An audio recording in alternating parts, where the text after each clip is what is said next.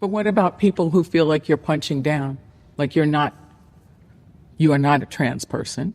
And there are people who feel like it's different when you are part of the group that has been attacked, hurt, demeaned, etc. And then if you're outside of the group and you're having commentary about it, it causes feelings. And what do you say to people who feel that in some occasions you're punching down? So Dave Chappelle recently did an interview on NPR. It's a lengthy interview. I will link it in its entirety in the description. And there's a lot of people from multiple sides of the political spectrum that are angry about this interview because they feel like Dave Chappelle is downplaying his previous tranzez phobia. Of course, they're referencing jokes that he made on stage in his Netflix special. Again, not like actual statements of his true beliefs. But in addition to that, there are other people who think that Dave Chappelle is going back to the woke. He's betraying the right-wing audience that he was able to build up on. And all of these claims, all of these allegations, if you will, as the super mayor would call them, false allegations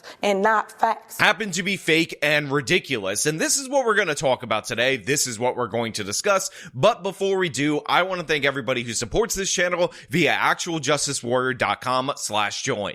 Give me the money. Give me the money. Okay? Well, okay, this is a conversation that I'm, You're bored by, sick of? I'm not sick of it. I don't want to be dismissive to that sentiment, but I don't know.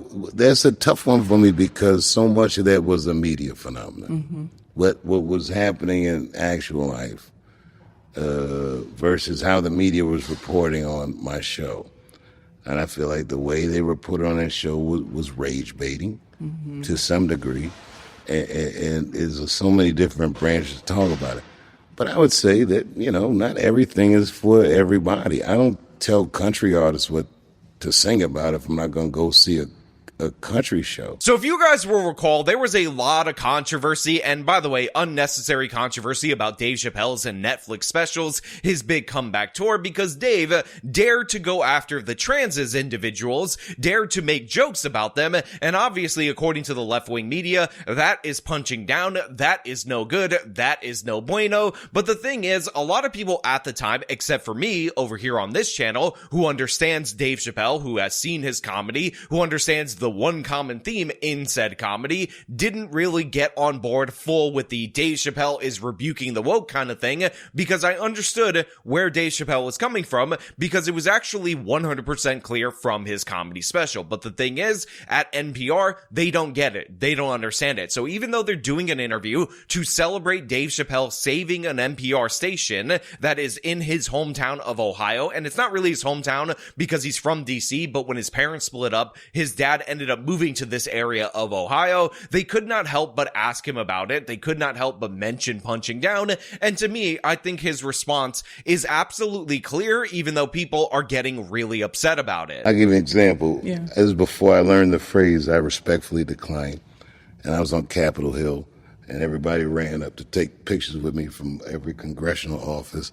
And I just take pictures with whoever asked. I didn't ask how they vote or what their voting record is. And everyone at first was like CBC people, and then here comes Lauren Boebert, and she said, "Can I get a picture?" And I'd already taken 40 pictures. I didn't want to say no in front of everybody, but I didn't know the phrase. I respectfully declined, so I just took the picture, and then she posted the picture before I could even get from there to the show, and says something to the effect of, "Just two people that knew that it's just two genders." She instantly weaponized it.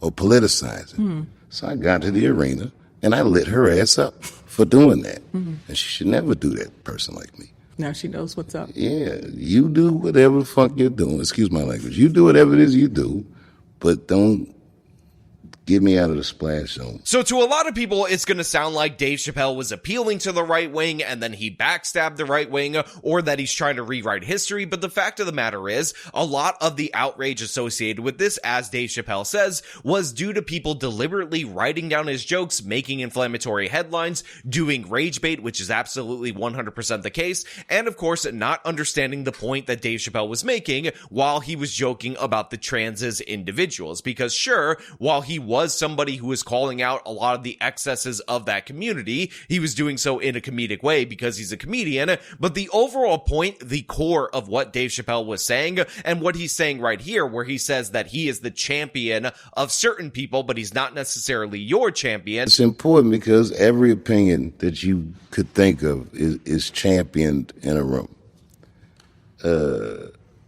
I don't silence your champions. In fact, I make space for your champions to have a voice. But I'm not your champion, and I am someone else's. You can't silence the team that you don't like, what they're saying, but you do have the opportunity to go on after them. Is the fact that Dave Chappelle's entire point, like I said, way back in the day when this controversy was popping up, or non-controversy, if you will, is just saying that being black trumps absolutely everything. It trumps absolutely every single argument, every single other group in the United States of America. And what he was upset about is that the tranzes were actually taking precedent over black people. And this is something that I made a point of way back in the day when people were covering this and saying that Dave Chappelle was going right wing or he was attacking the woke, that he wasn't actually doing that. He's just somebody who cares about black people first. Again, he's their champion first. And when you see the world through the lens of black victimization, you don't like the idea of other alleged victim groups taking priority over you. Again, this is something that has been broadly missed, and intentionally so by some, but due to the fact that they're idiots by others, by a huge portion of the population, because Dave Chappelle was in no way, shape, or form going full right-wing or full tranzes phobia or anything of the sort. He was just saying that black people, their victimization takes precedence over absolutely anything. This was obvious from his special. I made it clear in my videos, yet people over and over again were trying to go out of their way to misinterpret. And again, one of the famous clips that I found that I thought was hilarious was this TYT clip where they had this chick, Ravana, who's like, Dave Chappelle. I also want to say it's extremely sexist to reduce the value of women to their reproductive abilities. Lots of cis women cannot give birth. Are they less of a woman because they can't give birth, Dave Chappelle? And she tried to make the case that Dave Chappelle was saying that women who can't give birth aren't women, which he never said, he never implied, he never actually stated in any way, shape, or form, even in a joking way, yet these idiots were going out of their way to misinterpret it, and while doing so, they ended up abandoning somebody who still largely agrees with them. Again, one of Dave Chappelle's excuses for a later on portion of this interview that might have actually occurred before, but whatever, it will be linked in the description, you check it out for yourself, was related to the whole issue of him performing at that Riyadh Comedy Festival in Saudi Arabia.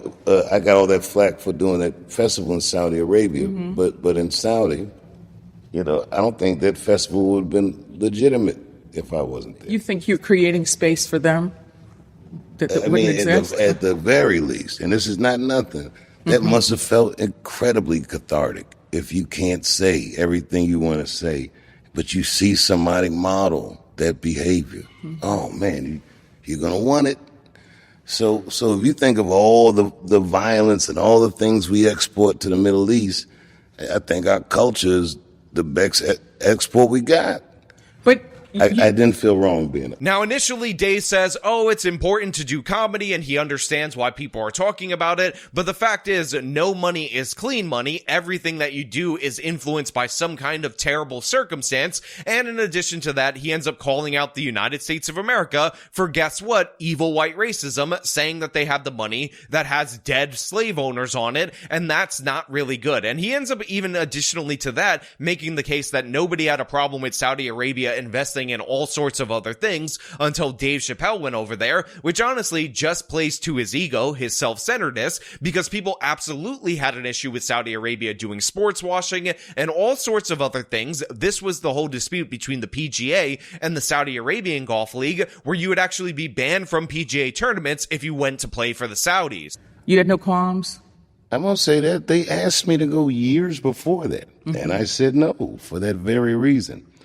Since that time, the United States government does business with the Saudis. Netflix does business with the Saudis. Everyone. The Saudis finance tons of movies. All these things. I know. I see them financing boxing matches and all these things. And none of these things were an issue until I went there. And why is that? As soon as a black man can make money off the plantation, they try to tell you that the money is dirty. Well, okay, I'll go home and spend the money with actual slave owners on it. Where is this clean money you're talking But you about? said you hesitated for years to go, the years you didn't go. So what made the difference for you?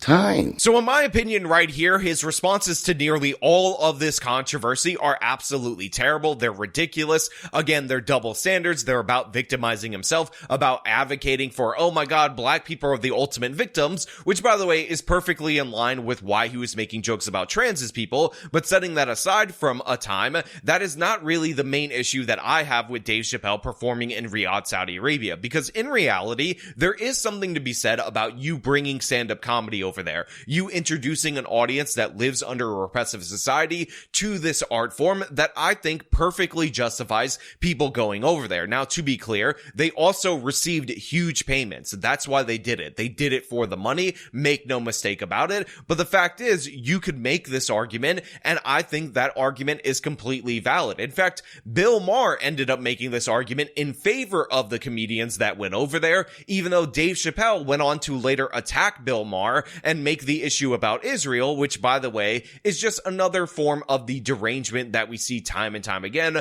from these left-wing types, even though, again, Bill Maher was 98% defending Dave Chappelle, but Dave Chappelle was really upset about being criticized in that particular scenario. However, the criticism of him and what should have been brought up in this NPR interview was the fact that Dave Chappelle said something to the effect of he could speak more freely in Saudi Arabia than in the United States of America. And again, it's one thing for you to say, look, Saudi Arabia, authoritarian state, religious theocracy, and it's good for us to bring American culture and American values in there, and all the other reasons that Dave Chappelle ended up giving, besides, of course, the evil white racist dead president money, which is ridiculous and absurd and stupid in every possible way. But when you go and then say that Saudi Arabia society is more open than the United States of America, that's when we run into big problems. But again, Dave Chappelle has always been an anti-American left-wing individual, so it makes sense that he would utter those stupid-ass words. And this is the part that is worthy of criticism, because while you could make the case that you're participating in the opening up of Saudi Arabia, the fact is, when you say that Saudi Arabia is already more open than the United States of America, you're doing the opposite. You're validating that authoritarian government. But again, outside of that particular statement from Dave Chappelle, I was totally fine with any of these comedians going over there, because I do believe to a certain extent you are helping to open up those people to other ideas, and it's good that you would de-radicalize, or at least participate in some form of de-radicalization of the general Saudi Arabian population, because like many places, even though it's a religious theocracy that has Sharia law, the populations in the Arab world tend to be more radical than their government, and opening them up would be a good thing. That being said, there is one individual that definitely deserves all the criticism associated with this performance, and that is Bill Burr, because he specifically called out taking a bunch of money in order to go to authoritarian Islamic countries from celebrities, until, of course, he was offered the money. Beyonce and Mariah Carey actually did private New Year's gigs for $1 million. Did New Year's gigs for Gaddafi's kids. Can you fucking believe that? How much fucking money do you need to make, you know? You're going to take a gig where you're going to go dance like a goddamn fucking clown for a mass murderer's kids? And then you take that fucking blood money and what he's done. You couldn't remember that he claimed he was behind the Pan Am bombings that killed fellow Americans? The fuck is wrong with you? Then, of course, despite the fact that this exposes his absolute hypocrisy right here, his absolute flip into anti-American kind of stuff, somebody who would sell out his perceived values for a paycheck, Bill Burr then tried to defend Saudi Arabia, much in the same way that Dave Chappelle's statement about them being more open in allowing him to say things, the thing that Bill Maher ended up criticizing him for, by saying that they have like Domino's and all these fast food places, and therefore it's an open society and it's perfectly fine. And this is where you get into the major problems, in my opinion. I can't believe you went to that place I can't find on a map. And this bot said I was upset about it. So now I am. I can't believe how much anger I had about this issue after it went viral. We get there, it's like in the round, and I'm waiting to go on, and everybody in the crowd is dressed like Yasser Arafat, right? listen, what went going on over there was a super positive thing. If you actually give a f- about those people and how they're living over there, there's going to have to be these types of things to kind of pull them in. And I will tell you, the Cheesecake Factory in Riyadh, man, it's incredible. It's right next to the Pizza Hut and the KFC. And if you want a pair of Timberlands, it's across the street next to the Marriott, catty corner to the fucking Hilton. So yeah, all of the criticism of Bill Burr and the fact that he keeps throwing bitch fit after bitch fit related to this Riyadh performance thing, saying that eventually he's going to address it and prove everybody wrong, even though again, he keeps doubling down on stupid, is justified 100%. Dave Chappelle's defense for why he was there, at least until he says that Saudi Arabia is more open than the United States of America in terms of speech restrictions, that's ridiculous. But again, up until that point, him trying to open up, export American culture and all that stuff, perfectly fine. But yeah, one of the things that I'm struck by this particular interview, this NPR interview, is the lack of confidence on a lot of these things from somebody like Dave Chappelle, despite the fact that he's been successful for a very long time. And when this man is on the stage, he's one of the best to ever do it. He absolutely commands the stage. So yeah, it's very interesting for you guys to check this out. Obviously, there's a lot of left-wing backlash for him seemingly walking back his tranzez comments. There's a lot of right-wing backlash to that.